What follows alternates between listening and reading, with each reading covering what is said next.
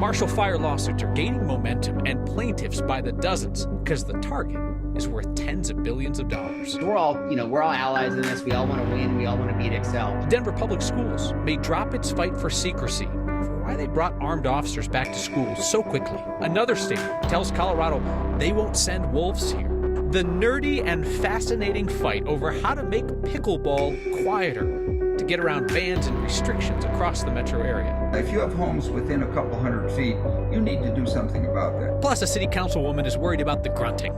We'll discuss the grunting tonight on Next. Years after the Marshall fire, the gold rush is just beginning as out-of-state lawyers start showing up to get a piece of that action. They're racing in with the speed of NASCAR drivers, with some of the tacky on-body branding too, because Xcel Energy is a deep-pocketed defendant. Here's Marshall Zellinger. A lawsuit filed at 11:43 in the morning makes this the 8th court challenge against Xcel for, quote, the harm they caused as a result of the Marshall fire. On Thursday, more than 100 people signed on to an existing lawsuit previously filed against Xcel, led by California-based attorneys. Because it's a really good case. The really good wildfire lawyers in our country don't live in Colorado. Benjamin David Petiprin is one of the out-of-state lawyers trying to sue Xcel and get families made whole after the Marshall fire. We would not be pursuing this lawsuit unless we knew or wish we had some strong evidence that supported our conclusion that Xcel is going to have to be liable for the fire and going to have to pay out these claims. His effort is a mass action lawsuit, different than a class action, where everyone involved might have to split a lump sum award. It's done in a way that your claim is heard on a day by a judge or a mediator, and you'll get an offer on your damages that are different and particular as opposed to everyone else. That's assuming they would win or settle the case with Xcel. Remember, investigators said Xcel equipment was most likely the cause of the second fire. Before that was announced, Xcel gave investigators a presentation trying to explain why it had no role, and also saying the 12 Tribes fire was causing damage before the second fire started. By the time you even get to the second ignition, the first ignition is the one that's already spreading to Superior and already spreading to the areas that would unfortunately suffer a lot of damage in this fire. Petiprin is waiting on what's called a progression report put together by hired fire experts to show when and where the fire burned. That original report was not intended to, and they didn't really try to show the progression of the fires. It was more along the lines of like, here's where the fire started, here's what we think happened, and then here was the general outline of where it was. But the report explaining the cause of the Marshall fire did not waver on 12 Tribes' responsibility. Yet none of the lawsuits are going after 12 Tribes or that insurance company. A strategic lawsuit thing. We don't name 12 Tribes because we don't believe they have the money or the resources to pay our clients. He points out that 12 Tribes will likely be brought into the lawsuit by someone, perhaps even Xcel. I want to say, I don't know if you could tell in that small phone screen, but I asked him about the hat he was wearing. It said Marshall Fire Attorneys.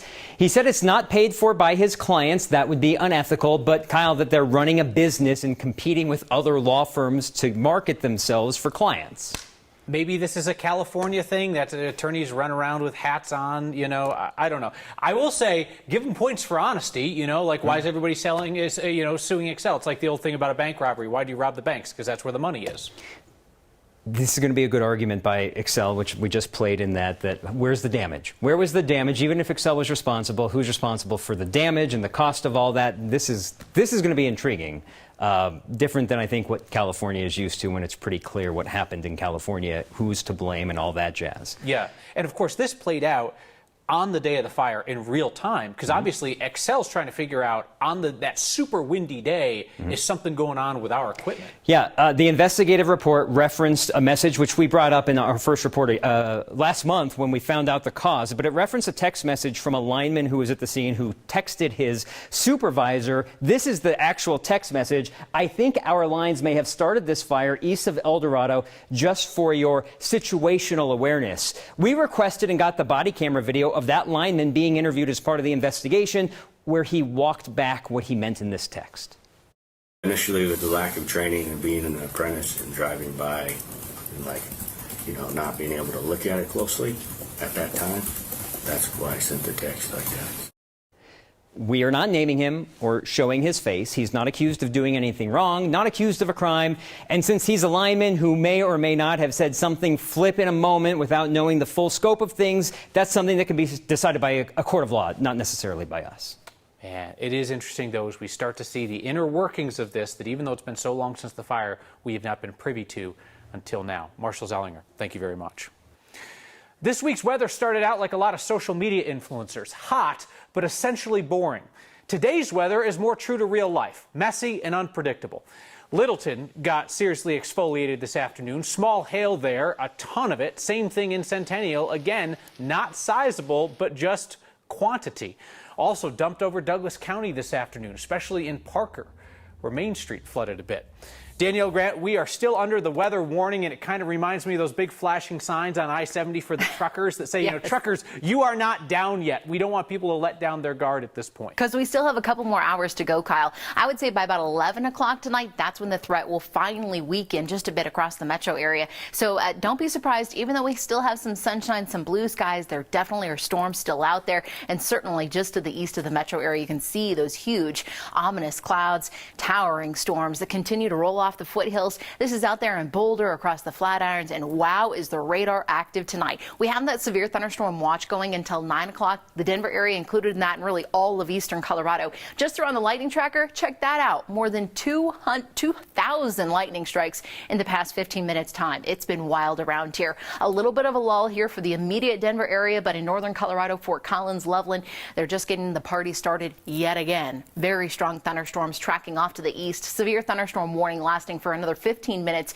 in parts of Washington County. They've seen half-dollar size hail out there. And then in far southeastern Colorado, severe thunderstorm warning going for another 30 minutes out there. So much lightning. Of course, they also are dealing with the hail too. Kyle, I'm going to track the timing of this, let you know when I think that next round of storms is going to come in, hitting the Denver area, and then I'll look ahead toward tomorrow and into the weekend. Some quieter weather certainly back in action. All right, thank you, Danielle. So we're 2 weeks out now from a potential strike vote by the Xcel employees who keep our lights on. We've told you this was brewing, and today the union went public about negotiations. 23 negotiation sessions so far, no deal. They'll be back at it next week. The union wants higher pay, an end to mandatory overtime, and more info about how Xcel is going to phase out coal plants. Their current contract expires July 30th. They've extended it once. The union says if they don't see progress with negotiations by the end of the month, they may vote to strike. The president of the local is a lineman himself. So we asked whether out-of-state workers who will come in and help during an emergency would also come in to cross a picket line. I've been on those storms, and driving to a hurricane is a lot different on the East Coast than driving to Colorado, to know that, you know, you're essentially crossing somebody's line. When we go out on those hurricanes, we're going out for a reason. You know, we're going to restore people's power, not to steal somebody else's job. I should clarify something I said a second ago. The union wants to keep their voluntary overtime system. That's one of the things that's at play here, keeping voluntary overtime. Union also rolled out a public pressure campaign today. It's a letter from dozens of elected Democrats in Colorado urging Xcel to come to a quote-unquote fair settlement. Denver Public Schools may give up its fight to keep the public from hearing the secret meeting where the school board decided to bring back armed officers. News outlets, including 9 News, sued to get a tape of that closed-door meeting following the East High School shooting.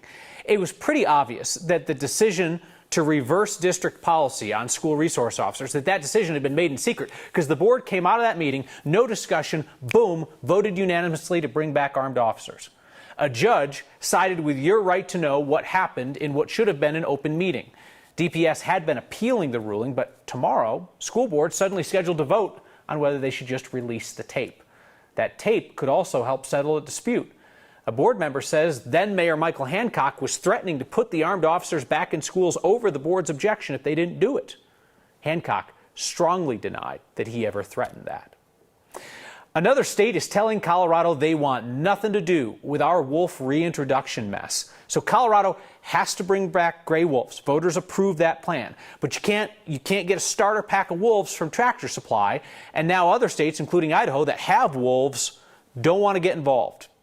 On a situation this divisive, we're going to just wish Colorado the best and, gracefully bow out that they need to go someplace else to find wolves. That's Idaho Fish and Game saying go fish, they're not game. Colorado's going to have to find wolves someplace else. The state of Idaho is worried about liability for environmental impacts, the loss of livestock. So Idaho's out. Wyoming won't give us wolves. Washington won't commit. The only other options would appear to be Oregon or Montana. Colorado is looking for 30 to 50 good wolves, if you know somebody. Hey, may I make a recommendation? I want to point you towards something that didn't come from us, but I really think is worth your time. Jack Vesey is behind the wheel of his white pickup, cruising past farm fields as far as the eye can see.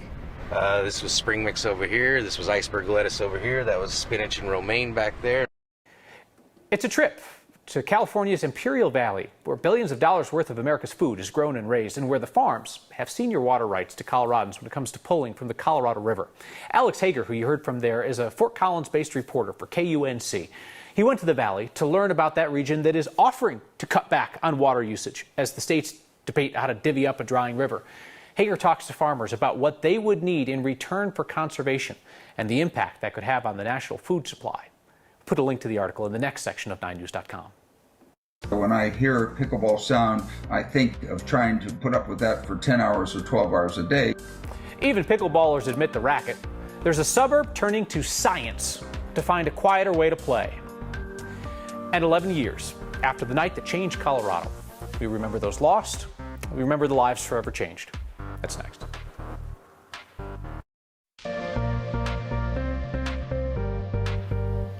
So I showed you where the storms are now, but where are they heading next? Well, within the next hour, far eastern Colorado, looking at the worst of it. I anticipate by about 9 o'clock, we'll get the last blast of rain, thunderstorms here for the metro area. And then by about 11 o'clock tonight, everything starts to clear out. 8 a.m. tomorrow, a little bit of sunshine for you. By about 3, 4 o'clock, thunderstorms popping up. They will be few. They will be far between.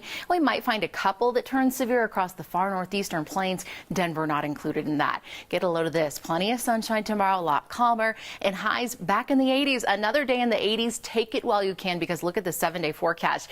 The second half of the weekend and into early next week, daytime highs soaring close to 100 degrees. We'll bring back a chance for storms by next Wednesday and Thursday. Thank you, Danielle.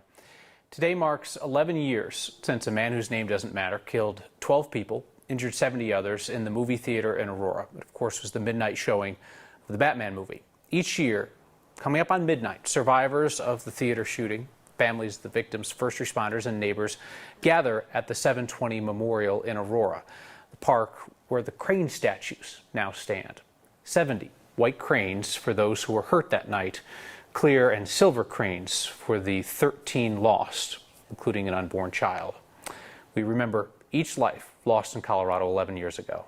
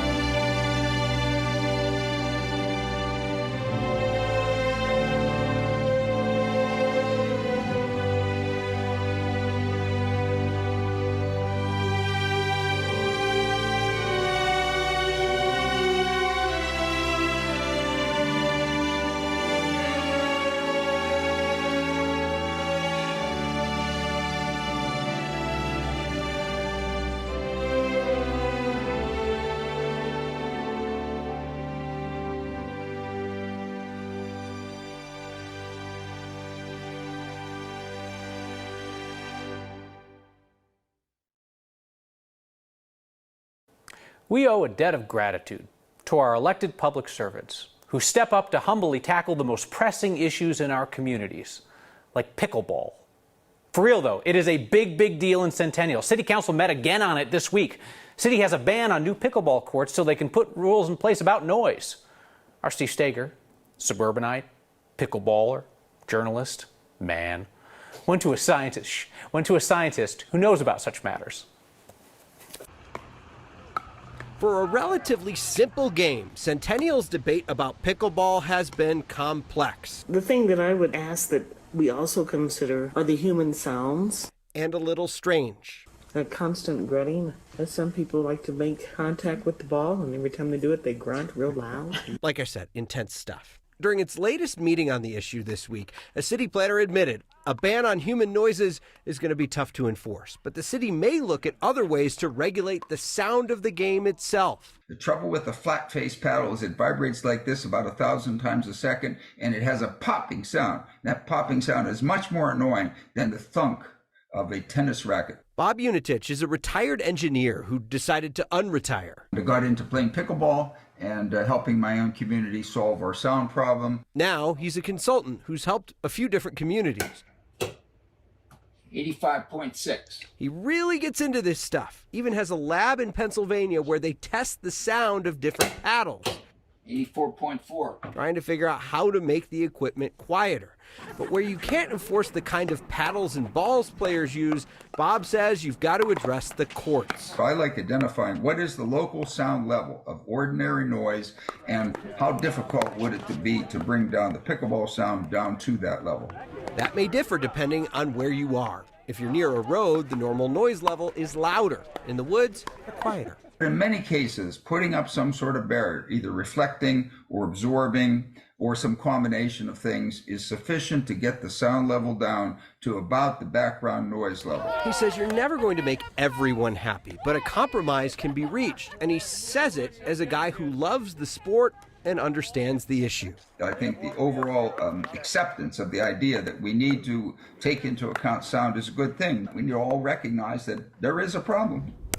And it appears Centennial will try to establish that baseline sound level and create some other rules, like requiring that courts be set back so far from homes or requiring a noise study before allowing some courts close to homes to be built. Their 6-month moratorium runs out on October 1st, and they hope to have a rule or a list of rules in place by then, Kyle. The baseline thing makes a lot of sense because you would think, a court in the shadow of I-70 is one thing, a court next to a Zen garden is another. It's funny, Bob was actually talking about some space like where highways meet tends to be a good place to put a pickleball court because you have a lot of unused land where you could build something and then the noise isn't a problem because people are just used to the sound. I live near Arapahoe Road. My neighborhood, you can constantly hear that rush of traffic. So maybe my neighborhood needs a little bit higher sound limit. In other neighborhoods. But real quickly now, on the grunting, are they doing any research on the grunting? He said, you got to kind of remember that you're playing it, and if your screams are louder than the hit, then maybe you need to do like check yourself instead. But they're not necessarily studying that. Yeah, bring some people in that little lab of his. Yeah. Thanks, Steve. Your feedback is next. Man, y'all are a chatty bunch tonight. First on wolves, Corrine says we don't need them. They're already here. They will and have spread naturally from packs in Yellowstone. The fact that some wolves have wandered down from Wyoming does not abrogate the state's responsibility to reintroduce packs of them. So that's why they continue with that. Andrew Denning notes it's the will of the people. Get them somewhere. Make it happen.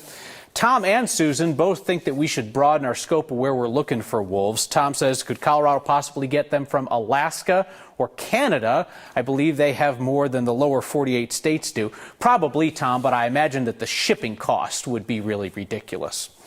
On a serious note, Abe says, thank you for not showing the Aurora shooter's photo or saying his name.